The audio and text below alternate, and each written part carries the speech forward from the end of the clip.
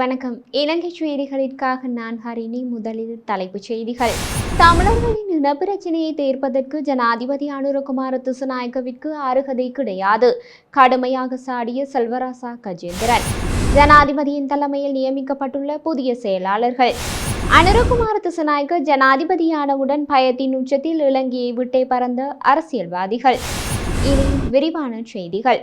தமிழர்களின் இனப்பிரச்சினையை தீர்ப்பதற்கு ஜனாதிபதி அனுரகுமார திசுநாயக்கவிற்கு அருகதை கிடையாது என யாழ் மாவட்ட நாடாளுமன்ற உறுப்பினர் செல்வராசா கஜேந்திரன் கடுமையாக சாடியுள்ளார்.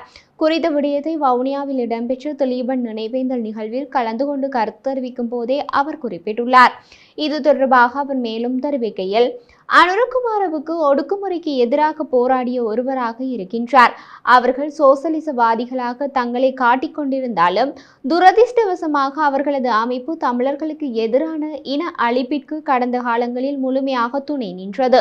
1.5 லட்சம் அப்பாவி தமிழ் மக்கள் இறுதிப் போரில் மடிவதற்கு இந்த அமைப்பு உதவி புரிந்தது. தற்போது நாட்டின் ஆட்சி அதிகாரத்தினை அவர்கள் பிடித்துள்ளனர்.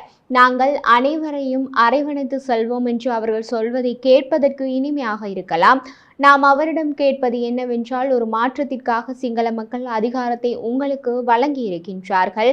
நீங்கள் கனவு காண்கின்ற நாட்டை கட்டியெழுப்ப வேண்டுமாக இருந்தால் இந்த நாட்டினுடைய இனப்பிரச்சினை தீர்க்கப்பட வேண்டும். அது எவ்வாறு தீர்க்கப்பட வேண்டும் என்று நீங்கள் முடிவெடுக்க முடியாது. உங்களுக்கு அந்த அருகதை கிடையாது. விருப்பங்களை ஏற்றுக்கொண்டு அந்த விருப்பங்களை அங்கீகரிக்கும் மூலமாக தமிழர்களை இந்த நாட்டின் ஆட்சியிலேயே பங்காளிகள் ஆக்குவதற்கு துணிய வேண்டும். அந்த துணிச்சல் உங்களுக்கு இருக்க வேண்டும் என்ற புத்த பிராணையும் எமது கடவுள்களையும் நாங்கள் பிரார்த்திக்கின்றோம். வடகிழக்கு தமிழர் தாயகத்தை அங்கீகரித்து எமது தேசம் இறைமை என்ற வகையில் எமது சுயநிர்ணய உரிமையை அங்கீகரித்து அதன் அடிப்படையில் ஒரு சமஷ்டி அரசியலமைப்பிலான கொண்டு வருவதனூடாக இந்த நாட்டினுடைய எதிர்காலத்தை முன்னோக்கி நகர்த்துவதற்கு தமிழர்களின் பங்களிப்பை பெறுவதற்கான அத்திவாரத்தை நீங்கள் இட வேண்டும்.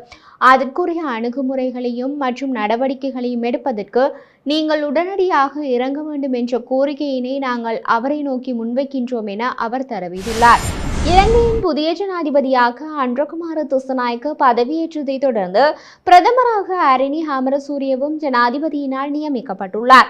புதிய அமைச்சரவையில் பிரதமர் ஹரிணி அமரசூரியவும் நாடாளுமன்ற உறுப்பினர் விஜித ஹேரத்திற்கும் மட்டுமே அமைச்சு பொறுப்புகள் வழங்கப்பட்டுள்ளதாகவும் தெரிவிக்கப்பட்டுள்ளது. அத்துடன் ஏனைய அமைச்சுக்களை ஜனாதிபதி அனுரகுமார திசுநாயக்கவே பொறுப்பேற்க உள்ளதாக குறிப்பிடப்படுகின்றது. இதேபோல தமிழ் நாடாளுமன்ற உறுப்பினர் எம்.ஏ. சுமந்திரனுக்கு அமைச்சு பதவி வழங்கப்பட உள்ளதாக தகவல்கள் வெளியாகியிருந்தது. இந்த நிலையில் அவருக்கு அமைச்சு பதவிகள் வழங்கப்படும் என ஜனாதிபதி செயலகத்திலிருந்து எந்த ஒரு உத்தியோகபூர்வ தகவலும் கிடைக்கவில்லை. இலங்கை தமிழரசு கட்சியின் மத்திய செயற்குழு கூட்டம் அடுத்த வாரம் நடைபெறவுள்ளதாக தகவல்கள் வெளியாகியுள்ளன. இலங்கையின் புதிய ஜனாதிபதியாக அனுரகுமார திசுநாயக்க பதவியேற்றதை தொடர்ந்து இந்த வாரம் நாடாளுமன்றம் கலைக்கப்படும் என்று எதிர்பார்க்கப்படுகின்றது. இந்த நிலையில் அவ்வாறு நாடாளுமன்றம் கலைக்கப்பட்டால் அடுத்த கட்டமாக முன்னெடுக்கக்கூடிய நகர்வுகள் தொடர்பாக இதன்போது ஆராயப்பட உள்ளதாக குறிப்பிடப்பட்டுள்ளது. அத்துடன் கடந்த ஜனாதிபதி தேர்தலில் இலங்கை தமிழரசு கட்சியின் மத்திய செயற்குழு மேற்கொண்ட தீர்மானத்திற்கு முரணாக செயற்பட்ட கட்சி உறுப்பினர்கள் தொடர்பாகவும் இதன்போது அவதானம் செலுத்தப்படும் என கட்சியின் முக்கியஸ்தர் ஒருவர் ஊடகம் ஒன்றிற்கு தெரிவித்துள்ளார். இதேவேளை தமிழ் முற்போக்கு கூட்டணியின் அரசியல் உயர்விடமும் இவ்வாறு இறுதியில் கூடும் என்றும் அதன் தலைவர் மனோகணேசன் தெரிவித்திருந்தார். இந்த கூட்டத்தில் முக்கியமான அரசியல் தீர்மானங்கள் மேற்கொள்ளப்படும் என்றும் அவர் மேலும் தெரிவித்துள்ளமை குறிப்பிடத்தக்கது. முன்னாள் அமைச்சர்கள் பாவித்த அரச வாகனங்கள் அனைத்தையும் கொழும்பு காலி முகத்திடத்தில் கொண்டு வந்து கையளிக்குமாறு அரசாங்கம் பணிப்புரை விடுத்துள்ளது.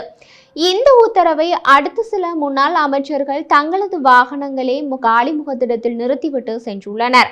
ஆனால் அவற்றுள் சில வாகனங்கள் யாருடையவை அல்லது எந்த அமைச்சுக்களால் பாவிக்கப்பட்டவை என்ற பதிவுகள் பற்றிய தகவல்கள் கிடைக்கப்பெறவில்லை என்று அரசாங்க தரப்பிலிருந்து கூறப்பட்டுள்ளது. இன்றைய தினம் புதிய பிரதமர் உட்பட அமைச்சர்கள் நியமிக்கப்பட்ட நிலையில் 15 அமைச்சுக்களுக்கான புதிய செயலாளர்களும் நியமிக்கப்பட்டுள்ளனர். இதன்படி புதிய பிரதமரின் செயலாளர், அமைச்சரவை செயலாளர்கள் உள்ளிட்ட 15 அமைச்சுக்களுக்கு புதிய செயலாளர்கள் நியமிக்கப்பட்டுள்ளதாக ஜனாதிபதி ஊடக பிரிவு சுட்டிக்காட்டியுள்ளது.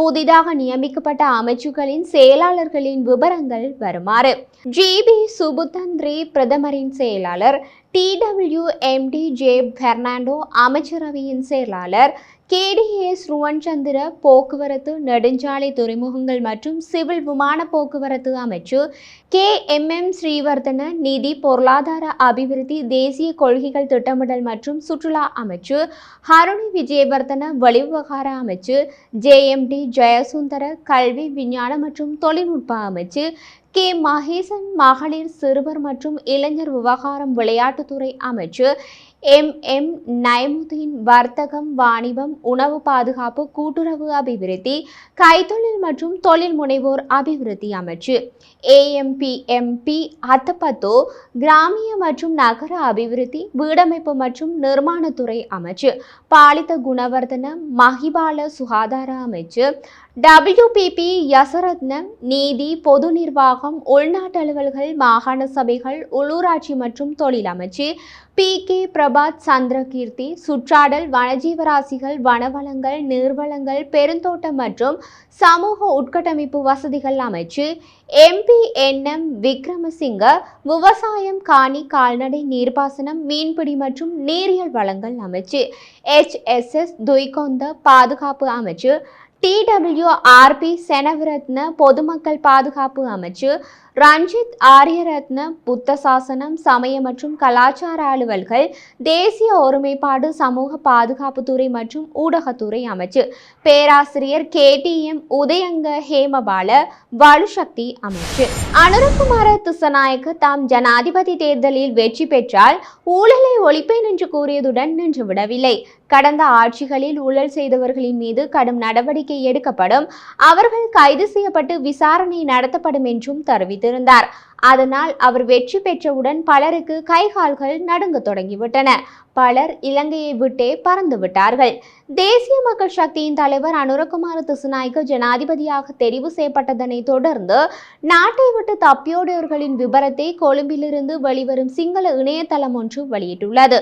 இது தொடர்பாக இன்று வெளியான அந்த இணையதளத்தின் செய்தியின் விவரங்களின்படி, கட்டுநாயக்க பண்டாரநாயக்க அனைத்துலக வானூர்தி நிலையத்தை சுற்றி நேற்று திங்கட்கிழமை மாலை தொடக்கம் வான்படையினர் பலத்த பாதுகாப்பு பணியில் ஈடுபடுத்தப்பட்டுள்ளனர். இதற்கான காரணம், அரசு தேர்தலில் அனுரகுமார திசாநாயக்கவின் வெற்றியுடன் நாட்டிலிருந்து பல்வேறு குற்றச்சாட்டுகளை எதிர்நோக்குவோர் பெருமளவில் நாட்டை விட்டு வெளியேற தொடங்கினர். எவ்வாறாயினும் பெருமளவான அரசியல்வாதிகள், அரசியல் செயற்பாட்டாளர்கள் மற்றும் அரசியல்வாதிகளின் குடும்ப உறுப்பினர்கள் நாட்டை விட்டு வெளியேறியுள்ளதாக தெரிவிக்கப்படுகின்றனர். நாட்டை விட்டு வெளியேறியவர்களது விபரங்கள் என்று சிங்கள இணையதளம் வெளியிட்ட பட்டியலையும் அவர்கள் இப்போது எங்கே உள்ளார்கள் என்பதையும் இதோ தருகிறோம் பாருங்கள். முன்னாள் அமைச்சர் சுசந்த பொன்றிநிலமே, சென்னை, இந்தியா. ஐக்கிய தேசிய கட்சியின் பொதுச் செயலாளர் பாலித ரங்கே பண்டார, தாய்லாந்தின் பாங்காக். இத்தே கண்டே சத்தாசிச தேரர், ஹாங்காங். நாமல் ராஜபக்ஷவின் மனைவி லிமினினி வினோஜா வீரசிங்க மற்றும் அவரது தந்தை திலஸ்ரீ வீரசிங்க, துபாய். நாமல் ராஜபக்ஷவின் மனைவியின் தாயார் மற்றும் நாமல் ராஜபக்ஷவின் 2 பிள்ளைகள், துபாய். உமாண்டாவின் சமந்தபத்ர தேரோ, தென் கொரியா.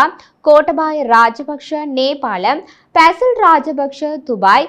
பாடகர் இராஜ் வீரரத்ன, ஜப்பான் என்று தெரிவிக்கப்பட்டுள்ளது. இங்கு மற்றொரு விஷயம் உள்ளது. இலங்கை சில நாடுகளுடன் கைதி கையெழுப்பு ஒப்பந்தத்தை செய்துள்ளது. அப்படியான நாடுகளில் இலங்கையால் தேடப்படுவோர் இருந்தால் அவர்கள் கைது செய்யப்பட்டு இலங்கைக்கு அனுப்பப்படலாம்.